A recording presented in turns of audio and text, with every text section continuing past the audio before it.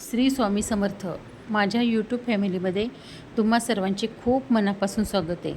मी आज कैरीची चटणी करणार आहे. त्यासाठी 2 कैऱ्या घेतल्या, धुवून घेतल्या आणि चांगल्या स्वच्छ पुसून घेतल्या. आता त्याची साल काढायची आणि नंतर आता मी ह्या कैरीला चिरून घेणार आहे. खूप छान लागते याची चटणी, आंबट गोड अशी खूप मस्त होती. कैरीला आता चिरून घ्यायचं, बारीक बारीक फोडी करून घ्यायच्या कैरीच्या. कैरी चिरून घेतली, गूळ घेतला आहे, चिरून घेतला आहे गूळ, पण तिखट घेतलं आहे, मीठ घेतलं.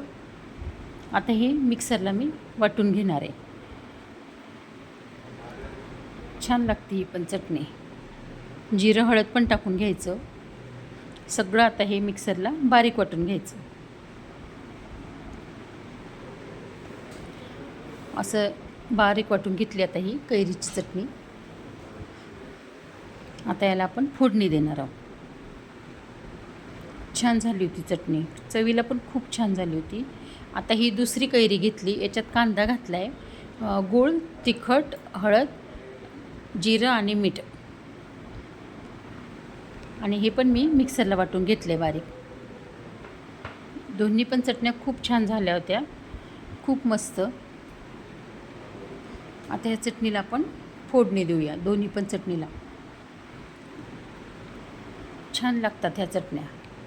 आज तुम्हाला माझं किचन जरा वेगळंच दिसत असेल, मी गावाकडं आलेली आहे, त्याच्यामुळं आज किचन तुम्हाला चेंज दिसत असेल. ह्या पण किचनचा मी टूर देणार आहे लवकरच. आता फोडणी द्यायची बघा. हे माझ्या गावाकडचं माझं किचन आहे. फोडणीसाठी मी जिरं मोहरी टाकलं आहे कढईमध्ये, आणि आता ही फोडणी मी चटणीवर ओतून घेणार आहे.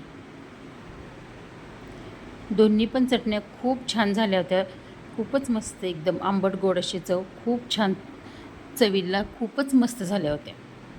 दोन्ही याच्यामध्ये आता मी फोडणी ओतून घेतली. आता त्या मी मिक्स करून घेते दोन्ही पण चटण्या. एका चटणीमध्ये मी कांदा नाही टाकला, कारण तो नको होता माझ्या मुलाला, म्हणून नाही टाकला, आणि एका चटणीमध्ये कांदा टाकला. कशी झाली माझी कांद्याची चटणी ते पण सांगा.